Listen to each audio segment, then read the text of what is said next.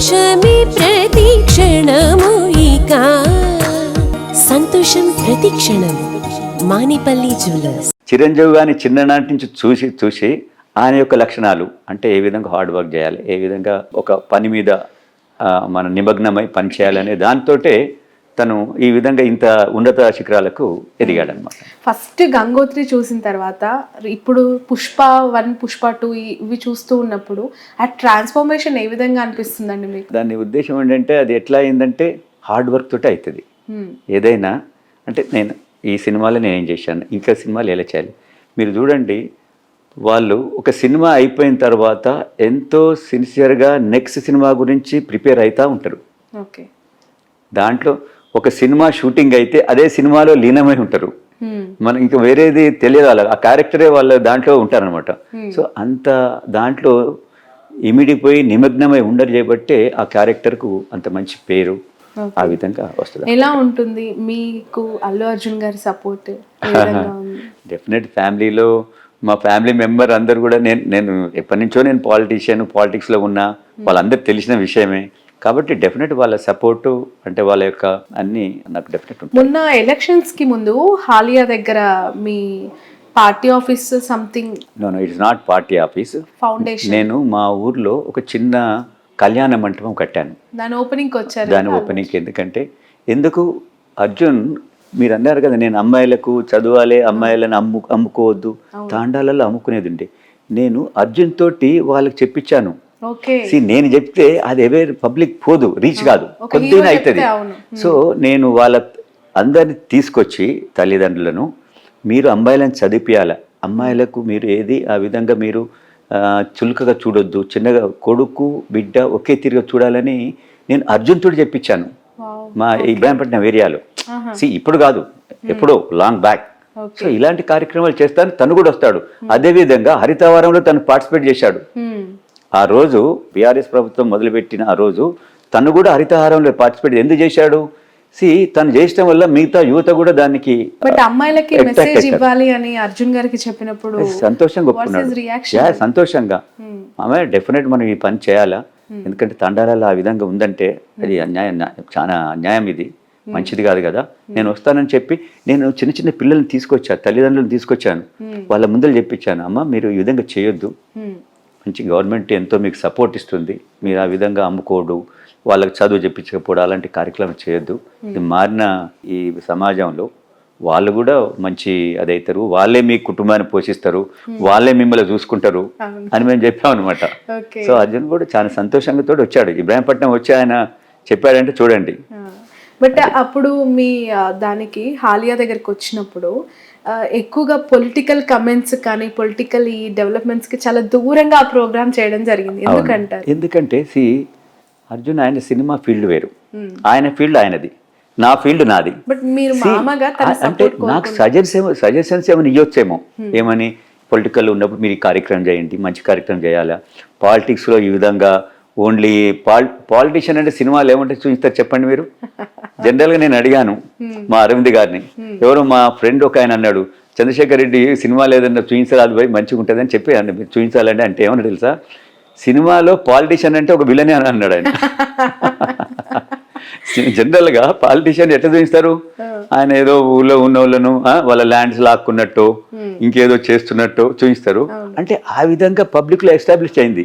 మీరు కూడా నన్ను ఏమంటుండ్రు, ఎంత సాఫ్ట్గా ఉంటే ఎట్లా అని చాలా మంది అంటారు, మీరే కాదు. నేనన్నా అంటే పాలిటిషియన్ అనగానే రౌడిజమే చేయాలనా, ల్యాండ్ గ్రాబే చేయాలనా, అది పోవాలి కదా.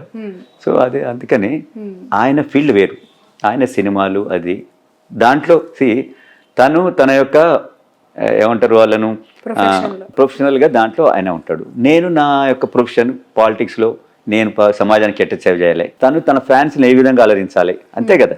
ఒక సినిమా యాక్టర్ కావాల్సింది ఏంది, ఫ్యాన్స్ హ్యాపీ ఫీల్ కావాలి, తను చేసే క్యారెక్టర్ చూసి వాళ్ళు ఇంప్రెస్ కావాలి. నేను పాలిటిక్స్లో ఉన్నప్పుడు ఈ పాలిటిషియన్ కరెక్ట్, ఇలాంటి పాలిటిషియన్ ఉండాలి అనేది, సరే నేను ఎస్టాబ్లిష్ అయినా కాదు అది వేరు విషయం, అట్లీస్ట్ కొందరైనా ఇలాంటి పాలిటిషియన్ మనకు కావాలి. మార్పు అనేది వస్తుంది, మార్పు ఈరోజు రాకపోవచ్చు, రేపు రావచ్చు, తప్పక మార్పు అనేది వస్తుంది. సో నా ఫీల్డ్లో నేను ఏ విధంగా నిబద్ధతతో ఉంటానో తను కూడా తన ఫీల్డ్ అంత నిబద్ధతతోటి ఆ యొక్క దాంట్లో ఉంటాడు అన్నమాట. ఏమైనా సజెషన్స్ ఇచ్చారా పార్టీ మార్పు అనే అంశం పైన చెప్పినప్పుడు కానీ జాయిన్ అయిన తర్వాత? నేను పార్టీ మారుతున్నది కూడా నేను చెప్పలేదు. తను ఇక్కడ కూడా లేడు. ఓకే. తను నవ్ ఈజ్ ఇన్ అబ్రాడ్లో ఉన్నాడు. ఓకే. సో నేను యాక్చువల్గా నేను మామూలుగా ఉన్నప్పుడు మా కాంగ్రెస్ లీడర్లు నన్ను అప్రోచ్ అయ్యిండ్రు. చంద్రశేఖర్ రెడ్డి గారు ఈ విధంగా అవుతున్నారు, మీలాంటి మీరు కాంగ్రెస్ వాది, మీరు ఈ పార్టీలు ఏంటి, మీరు రావాలి, ఈ విధంగా చాలా మంది ఇప్పుడు వస్తున్నారు అంటే నేను అప్పటికప్పుడు నేర్చుకొని సీఎం గారిని కలిశాను. సీఎం గారు ఏమన్నారంటే, అరే నువ్వు ఈ విధంగా ఎప్పటి నుంచో నువ్వు కాంగ్రెస్, ఆయన కూడా చూశాడు నన్ను, నేను కాంగ్రెస్లోనే కార్యక్రమాలు చేస్తూ ఉంటే చూస్తాడు కదా తను కూడా యాజ్ ఎ లీడర్గా, చూసి రమ్మన్నప్పుడు సరే నేను కూడా ఇంప్రెస్ అయ్యాను. డెఫినెట్ సరే ఏదైతే మనకు కరెక్టు అది ప్లాట్ఫాము, ఇది ఈ ఫ్యామిలీ ఈ పార్టీలో నేను ఇమ్మడలేనని చెప్పి నేను దాంట్లో జాయిన్ కావడం. ఓకే. మీ పాపకి తెలుసా మీరు పార్టీ? నా డాటర్ తెలుస్తుంది కదా. ఓకే. తనేమన్నారు, తన రియాక్షన్? అన్న నీ ఇష్టం అన్న, నువ్వు ఏది మంచిగా అనిపిస్తుంటే ఆ పని చెయ్యి. వాళ్ళకి తెలుసు నేను పాలిటిక్స్లో నేను పవర్ కోసమే పరిగెత్తనని వాళ్ళకి తెలుసు. నేను ఏది చేసినా కూడా, నేను ఇప్పుడు కాలేజ్ నడిపినా కూడా చాలా సిస్టమేటిక్. నేను కాంట్రాక్టర్ను, సివిల్ కాంట్రాక్టర్ను. నేను కాంట్రాక్ట్ చేసేటప్పుడు కూడా ఈరోజు రిటైర్డ్ అయిన ఇంజనీర్లు, చీఫ్ ఇంజనీర్లు అయిన వాళ్ళు కూడా ఈ రోజు దాకా కూడా అంటారు, అక్కడ వర్క్ చేసినా కూడా చాలా సిస్టమేటిక్ నేను చేసేది. నేను వర్క్ చేస్తుందంటే ఇంజనీర్ అనుకునేది ఇది 100% ఇది క్వాలిటీ వర్క్ అవుతుంది, ఇంకా మేము దీన్ని ఇన్స్పెక్షన్ కూడా చేయొచ్చు. ఈరోజు చూస్తున్నాం కదా మనం, మేడిగడ్డ, ఆ గడ్డ, ఈ గడ్డ, అది ఆ విధంగా. అంటే కాంట్రాక్టర్ చేసేటప్పుడు కూడా నేను అంత నిబద్ధతతోటి నేను చేసేవాడిని. ఈవెన్ నేను కాలేజ్ నడిపినా కూడా నిబద్ధతతో నడుపుతాను. నేను పాలిటిక్స్లో కూడా విలువలు పాటిస్తాను. నాకు పదవి వచ్చినా రాకున్నా విలువలతోటి ఉంటాం. రైట్. మొన్న జనరల్ ఎలక్షన్స్లో ఎక్కడో నేను మీ ఇంటర్వ్యూ కోసం ప్రిపేర్ అవుతున్నప్పుడు మీ న్యూస్ చూస్తే అందులో ఒకటి ఇంట్రెస్టింగ్ న్యూస్ ఒకటి కనిపించింది. అరుణమ్మ గారిది ఓటు గల్లంత అయింది అని చెప్పి, మీ వైఫ్ ఓటు మొన్న ఎన్నికల్లో గల్లంత అయింది అని చెప్పి వార్త. నిజమేనా? అంటే నేను అప్పుడు ఎలక్షన్ నా ఓటు వేసినాను. నేను అప్పుడు ఇన్ఛార్జ్ FNCC దగ్గరికి తను వచ్చి లైన్ లో నిల్చున్న తర్వాత ఓటు వేయడానికి వెళ్తే అందులో తన మేడం పేరు లేదు అని చెప్పి వెనక్కి వచ్చేసినట్టు అందులో ఉంది సారాంశం. నాకు నిజంగా చెప్పాలంటే నేను చెక్ చేయలేదు. చెప్పారు అసలు మేడం మీకు? నాకు చెప్ప చెప్పలేదు. నేను అప్పుడు చాలా బిజీ ఉంటుంది, నా ఓటుని వేసి నేను పోయాను. అందుకని నేను వేసిందేమో అనుకున్నా. అంటే మేము ఇద్దరం కలిసిపోయి వేసేది ఓటు అంతకుముందు. కానీ అక్కడ ఫోటో మాత్రం మీ ఇద్దరిదే పెట్టారు. కాదు, నేను ఇద్దరం కలిసిపోలేదు, అది తప్పు. బట్ తన ఓటు గల్లంత అయింది. అలా చాలా మందివి ప్రముఖులు చాలా మంది గల్లంత అయ్యాయి ఈసారి జనరల్ ఎలక్షన్స్ లో అని చెప్పి ఆ న్యూస్. ఇది నాకు న్యూస్ మరి. అంతకుముందు మేము ఇద్దరం కలిసి చేసాం ఓటు, అదైతే definite. It's very personal question అండి. అల్లు అర్జున్ గారు అంటే యూత్ కి ఒక ఇన్స్పిరేషనల్ యాక్టర్. తనలోని వేరియేషన్స్, ట్రాన్స్ఫర్మేషన్, కెరియర్ స్టార్ట్ అయినప్పటి నుంచి టిల్ పుష్ప 2 వరకు కూడా అసలు ఎలా ప్రతి సినిమాకు ఒక మార్పు అలా చేసుకుంటూ వస్తూ ఎంతగానో అభిమానులకి ఆయన ఇంకా దగ్గర అయిపోయిన వ్యక్తి. అల్లుడిగా మీ ఇంటికి వచ్చిన తర్వాత ది గ్రేట్ మూమెంట్, గర్వంగా అసలు అల్లుడు అంటే ఇంక ఇదే అని అనిపించిన సందర్భం? డెఫినెట్. మొన్న బెస్ట్ యాక్టర్ వచ్చింది కదా, నేషనల్ అవార్డు వచ్చింది. మరి నేషనల్ అవార్డు 69 ఇయర్స్ నుంచి, అంతకుముందు హేమీలు ఉన్నారు కదా, ఎన్టీ రామారావు, నాగేశ్వరరావు, శోభన్ బాబు అని, ఇంత పెద్ద నాగయ్య గారని చాలా మంది ఉన్నారట కదా. మనం చూస్తున్నాం నాగేశ్వరరావు, ఎన్టీఆర్ని అయితే చూసినాం కదా. వాళ్ళకి రాంది 69 ఇయర్స్లో మరి అర్జున్కి వచ్చిందంటే రియల్గా మరి ఆయన ఎంత కష్టపడి ఆ ఫీల్డ్లో తను ఒదిగిపోయింది అనేది మనకు తెలుస్తుంది. సో న్యాచురల్గా అంతది వచ్చిందంటే మేమందరం ఎంతో సంతోషపడ్డాం. ఇది గర్వం కూడా, మా అందరికీ గర్వకారణం.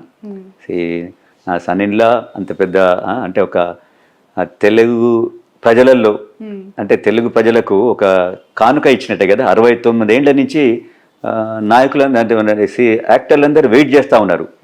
నాగేశ్వరరావు, ఎన్టీఆర్, దాని తర్వాత వీళ్ళకి వద్దని. ఎవరికి రాంది తనకు వచ్చిందంటే రియల్లీ ఇది చాలా హ్యాపీయెస్ట్ మూమెంట్స్. ఎలా షేర్ చేసుకున్నారా? మేమందరం వాళ్ళ ఇంట్లో అందరం కలిసి హ్యాపీగా ఉండి షేర్ చేసుకున్నాం. దానికి పెద్ద ఎత్తున సినిమా వాళ్ళు వచ్చారు, మేము కూడా పోయి అందరం ఎంజాయ్ చేయాలి. మోర్ అల్లు అర్జున్ ఫ్యాన్స్ తెలంగాణలో ఉన్న వాళ్ళందరికీ మీరు పరిచయం ఉంటారు కదా, వాళ్ళు మీరు బయటకు వెళ్ళి కలుస్తూ ఉంటే ఏం చెప్తూ ఉంటారు మీకు? మీరు అన్నారు కదా మా ఊర్లో అది ఓపెనింగ్కి వచ్చాడు కదా, వస్తే ఆ రోజు నేను యాక్చువల్గా అర్జున్ వస్తుండని కూడా నేను బయట ఏం పెద్దగా చెప్పలే. ఓకే. చెప్పకున్నా కూడా ఆ రోజు దాదాపు 25,000 నుంచి 30,000 అందరూ 30 years లోపుటోళ్ళే. అసలు అన్న ఎక్కడి నుంచి వచ్చింది వీళ్ళందరూ? నేను కొత్త కొత్త ముఖాలు. వాళ్ళు అంటున్నారు మేము 60 కిలోమీటర్లకి వెళ్ళి వచ్చినాం సార్ అంటున్నారు. అప్పుడు అక్కడ పోలీస్ వాళ్ళు వచ్చినారనమాట, ఆ డిఎస్పీ వాళ్ళందరూ. శేఖర్ రెడ్డి గారు ఇప్పుడు చూడండి, మీ అల్లు అర్జున్ గారు ఇంకా కొద్దిసేపు ఉంటే ఈ 25,000 మంది 30,000 మంది అది 60,000 పోతుంది. ఇది చాలా ప్రాబ్లం అవుతుంది. మొత్తం ఇది ఇక్కడ మొత్తం తోచులాట అదంతా అయిపోయి అల్లరి అవుతుంది. మీకు కష్టం, మాకు కష్టం, మేము దీన్ని కంట్రోల్ చేయలేము. మీరు తొందరగా మీ అల్లుని మీరు హైదరాబాద్కి పంపాలి అని అన్న. అంత దూరంకి వెళ్ళి వచ్చిండు కదా, జనరల్ కొద్దిసేపు ఉంటాడు. మా ఊర్లో కూడా రాలేదు. అది ఎస్టాబ్లిష్మెంట్ రోడ్డు మీద చేస్తా ఉన్నాం, ఫంక్షన్ హాల్. సో ఊర్లోకి పోదాం అనుకుంటాం కదా న్యాచురల్గా. వాళ్ళు అన్నారు సార్ పోతే చాలా కష్టం సార్, మీకు తర్వాత మీకే బాధ అవుతుంది. ఎందుకంటే ఇంతమంది యూత్ వీళ్ళు మేమేం కంట్రోల్ చేయలేము. ఒకసారి మీదికి ఆ రోజు అల్లరి అనుకో రాత్రి. సో అది మేము అనుకున్నాము. బట్ అనిపించిందా అందరు అత్తమామల కళ్ళు ఇంటికి తెచ్చుకోవడం ప్రాబ్లం అయితే ఇక్కడ పోలీసు వాళ్ళు ఇంటి నుంచి బయటకు పంపినట్టు అది ఏం చేస్తాం మరి అనిపించింది ఆ రోజు అల్లు అర్జున్ గారిని తొందరగా అనుకున్నాం. అదే ఇక తను కూడా అన్నాడు, మామయ్య నేను ఎక్కువసేపు ఉంటే మీకు కష్టం ఉన్నాం, మాకు కూడా కష్టం. ఎందుకంటే వాళ్ళందరు ఫ్యాన్స్, మనం ఏం అనలేము. ఇది అంటే బ్యారికేడ్స్ అవన్నీ ఉండవు కదా. బ్యారికేడ్స్ కూడా చేశాము. బ్యారికేడ్స్ విదిన్ 2 వాళ్ళు అసలు 10 minutes తీసి అవతల పడేశారు.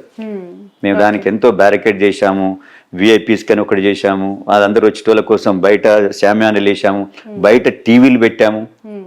ఎన్ని పెట్టినా కూడా వాళ్ళు అసలు దగ్గరికి చూడాలి ఓ అని మొత్తుకొని. What is nature of Allu Arjun అంటే ఏం చెప్తారండి మీ మాటల్లో? Very active. అసలు యాక్టివ్ అంటే చెప్పనక్కర్లేదు. యాక్టివ్కు 100% ఆయనను మనం అనుకోవచ్చు. అంత యాక్టివ్ ఉంటాడు. ఎనీ టైం మార్నింగ్ నుంచి ఈవినింగ్ దాకా ఫుల్ యాక్టివ్లో ఉంటాడు. ఓకే. బై నేచర్ ఎలా ఉంటారు ఇంట్లో ఉన్నప్పుడు కానీ ఫ్యామిలీ టైమ్స్ ఎట్లా? ఇంట్లో ఉన్నప్పుడు చిల్డ్రన్స్ అంటే చాలా ఇష్టం. చాలా అంటే చాలా ఇష్టం. పిల్లలతో ఆడుకుంటా ఉంటాడు, కలుస్తూ ఉంటాడు. అట్లా చిన్నపిల్లలు అంటే చాలా ఇష్టం. ఓకే. ఇన్స్టాగ్రామ్ లో ఎప్పటికప్పుడు ఆ పిల్లలు అన్ని రీల్స్ పెడతా ఉంటారు కదా. అవును, మీ పాప స్నేహ వాళ్ళు అసలు ఆయనకు షూటింగ్ ఉన్నా కూడా అంటే కంటిన్యూగా షూటింగ్ ఉంటే ఆపుకొని అని వచ్చి పిల్లల్ని కలుస్తూ ఉంటాడు, అంటే చూస్తూ ఉంటాడు. అంత ఇష్టం ఆయనకు. Okay. So more family person అనుకోవచ్చు. అంటే ఫ్యామిలీ అండ్ చిల్డ్రన్ చాలా అంటే చాలా ఇష్టం. ఓకే. ఓవరాల్ గా మెగా ఫ్యామిలీ అంటేనే ఒక పెద్ద కుటుంబం, మెగా కాంపౌండ్ అని అంటూ ఉంటారు. ఆ ఫ్యామిలీతో మీ సన్నిహిత సంబంధాలు అవ్వచ్చు, ఇతరులు అంటే అరవింద్ గారు కావచ్చు, పవన్ కళ్యాణ్ గారు, చిరంజీవి గారు, నాగబాబు, వీళ్ళతో మీ రిలేషన్స్, మీ జర్నీ ఎట్లా ఉంది? చిరంజీవి గారితో నా రిలేషన్ చాలా బాగుంటుంది. చిరంజీవి గారు చాలా మృదుభాషి, చాలా ప్రేమగల మనిషి. ఆయన ఎంత అంటే నన్నే కాదు, వాళ్ళ ఇంటికి ఎవరు పోయినా కూడా ఆ విధంగా రిసీవ్ చేసుకుంటాడు. చిరంజీవి గారి గొప్పతనం ఏంటంటే ఒక ఫెస్టివల్, ఒకటి ఏదైనా మంచి అకేషన్ ఉంటే అందరు రిలేటివ్స్ రావాలంటాడు, ఇంక్లూడింగ్ మా అందరికి కూడా. ఆయన ఫంక్షన్స్ ఉంటాయి, సినిమా ఫంక్షన్స్ కావచ్చు, సంక్రాంతి, పర్టికులర్గా దివాళీ చాలా పెద్ద ఎత్తున చేస్తాడు చిరంజీవి గారు. అప్పుడు అందరిని పిలుస్తాడు, ప్రతి రిలేటివ్ని కూడా పిలుస్తాడు. ఆ విధంగా ఏదైనా మంచి అకేషన్, మన చిరంజీవి గారికి పద్మ విభూషణ్ వచ్చింది కదా, దానికి అంటే ఆ ఫంక్షన్లు కూడా మమ్మల్ని పిలుస్తాడు, రావాలి చంద్రశేఖర్ మీరు అందరు వచ్చి, అంటే ఆ విధంగా అనమాట. ఆయనకు రిలేటివ్స్ అన్నా కూడా, స్నేహితులన్నా కూడా ప్రేమించే ప్రేమగల మనిషి ఆయన చెప్పాలంటే. పవన్ కళ్యాణ్ గారు జనసేన పార్టీ గురించి మీ అభిప్రాయం ఏంటి? తెలంగాణలో కూడా ఉంది కదా ఆ పార్టీ. తెలంగాణలో అంత పెద్దగా ఎస్టాబ్లిష్ కాలేదు కదా, ఆంధ్రాలో 100% ఉంది. నేను అనుకుంటాను మరి వస్తే ఏదైనా చేంజెస్, మార్పు అనేది వస్తే పవన్ కళ్యాణ్ ద్వారా రావాలి అక్కడ. ఎందుకంటే చంద్రబాబు పార్టీ ఉంది, అందరికి తెలిసిందే. పవన్ కళ్యాణ్ యాడ్ అయినప్పుడు ఏదైనా వస్తే మార్పు రావాలని అనుకుంటున్నాను. వస్తే ఇప్పుడు మార్పు రావాలా? మీ మెసేజ్ ఏంటి అంటే ఖచ్చితంగా ఏదో ఒక నియోజకవర్గం నుంచి ఎంపీగా బరిలో దిగుతారు అనేది మాకు అర్థమవుతోంది. మీ సర్వీసెస్ ఏ విధంగా ఉండబోతున్నాయి, ఏం మెసేజ్ ఇవ్వాలనుకుంటున్నారు? నా సర్వీసెస్ చూడండి, ఈరోజు హైదరాబాద్ మెగా సిటీ అయింది, దాదాపు 1 crore అబవ్ పాపులేషన్ ఉంది. ఇంతమందికి ఏ విధంగా రీసోర్సెస్ వాళ్ళకి ఏ విధంగా మనకు ఉండాలి, డ్రింకింగ్ వాటర్ కావచ్చు, రోడ్ నెట్వర్క్ కావచ్చు, స్కూల్స్ కావచ్చు, హాస్పిటల్స్ కావచ్చు, ఇది ఒక ప్లానింగ్ తోటి పోవాలి. ఈరోజు చూడండి మన హైదరాబాద్లో గచ్చిబౌలిలో 40 అంతస్తుల బిల్డింగ్ వస్తుంది, రోడ్ అదే 40 స్టోరీ బిల్డింగ్. అక్కడి నుంచి ఎన్ని కార్లు బయటకు వస్తాయి? ఒకే బిల్డింగ్ వస్తలేదు కదా, రోడ్డుకు ఇరువైపులా వస్తున్నది. సో ఈ విధంగా ప్లాన్ లేకుండా కడతా పోతున్నారు. అంటే ఎవరికి లబ్ధి చేకూర్చేదానికి? బిల్డర్కి చేసేదానికి. దీనివల్ల ఫ్యూచర్లో చాలా కష్టమవుతుంది, నష్టమవుతుంది. అంటే ఎక్కడి నుంచి ఎక్కడికి పోలేకుండా అవుతుంది. ఎందుకంటే హైదరాబాద్ ఎంతో పెద్ద ఎత్తున రింగ్ రోడ్ ఉన్నది, డెవలప్మెంట్ దానికి ఏరియా ఉన్నది, ఇక్కడ సముద్రాలు లేవు. సో ఒక ప్లాన్ తోటి చేయాలా. ముఖ్యంగా హాస్పిటల్స్, నలుమూలల హాస్పిటల్స్ రావాలా, మంచి స్కూల్స్ కూడా పెద్ద ఎత్తున రావాలి. ప్రైవేట్ స్కూల్స్ చాలా ఎక్కువైనాయి. సో గవర్నమెంట్ స్కూల్ కూడా రావాలి. ఇప్పుడు ఈ ప్రభుత్వం అనుకుంటుంది కొన్ని పబ్లిక్ స్కూల్లా కొన్ని తీసుకొస్తా అని చెప్పి అంటుంది. అలాంటి స్కూల్స్ తీసుకురావాలి. అట్లీస్ట్ ఒక కాన్స్టిట్యున్సీకి ఒక 2 స్కూల్స్ ఆ విధంగా తీసుకొస్తే మిడిల్ క్లాస్, ఇప్పుడు మనం హైదరాబాద్ పబ్లిక్ స్కూల్ ఉంది, ఎంత మంచి స్కూల్ చెప్పండి ఒకప్పుడు. సో అది అందరూ అఫోర్డ్ చేసే స్కూలు, ఆ విధంగా స్కూల్స్ ఉండాలి. అంతేగాని సంవత్సరానికి 10 లక్షలు 6 లక్షలు ఈ విధంగా కట్టే స్కూల్స్ ఉంటే ఎడ్యుకేషన్ అనేది అందరికీ అందుతలేదు. ముఖ్యంగా గవర్నమెంట్, నేను రేపు ఎలక్ట్ అయినాక నా ఫోకస్ ఎక్కడ ఉంటుందంటే మెయిన్ ఎడ్యుకేషన్, హెల్త్. ఈ రెండు ఉంటే ఏ కుటుంబం, ఏ ఇండివిజువల్ అయినా కూడా తనంతటి తను ఎదిగేదానికి ఆస్కారం ఉంది. ఈ రెండు లేనప్పుడు ఇక ప్రభుత్వాలు ఎన్ని చేసినా కూడా ఏది కూడా డెవలప్మెంట్ కోసం ముందుకు పోయేదానికి సొసైటీ అంత పెద్ద ఎత్తున పోదు, అంత వేగంగా పోదని నేను భావిస్తాను. ఓకే, ఫైనల్లీ 2 క్వశ్చన్స్ మీకు. ఫస్ట్ క్వశ్చన్ ఈజ్, సమీపంగా ఎప్పుడైనా ఇన్ ఫ్యూచర్ అనిపిస్తుందా, కళలో అయినా లేదంటే రియాలిటీ అయితే బాగుండు అని, అల్లు అర్జున్ గారు ఏమైనా పొలిటికల్ ఎంట్రీ? అర్జున్ గారు ఇప్పుడు ఈజ్ యంగ్స్టర్. ఇప్పుడు అల్లు అర్జున్ రాజకీయాల్లో ఉందా అని అనుకునే వాళ్ళకి ఆయన కెరియర్ చాలా పెద్ద ఎత్తున ఉన్నది. ఇప్పుడు నేషనల్ యాక్టర్ అయిపోయిండు, రేపు ఇంటర్నేషనల్ యాక్టర్ కావాలి.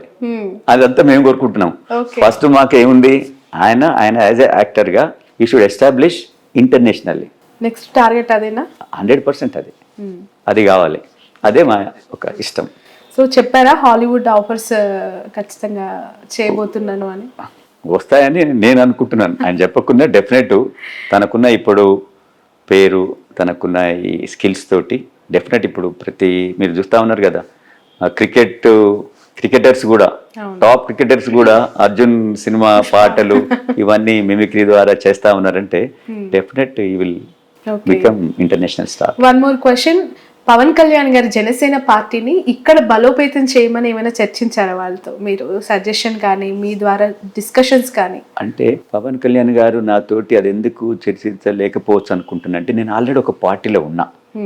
సో ఒక పార్టీలో ఉన్నప్పుడు పవన్ కళ్యాణ్ కూడా కొద్దిగా ఎథిక్స్ తోటి నడిచే మంచి. ఆయన ఒక పార్టీలో ఉన్న చంద్రశేఖర్ రెడ్డిని ఈ పార్టీకి ఎట్లా, ఈ పార్టీకి రాని అడిగేటోడు కాడు. మనకి ఇష్టం ఉంటే పోతే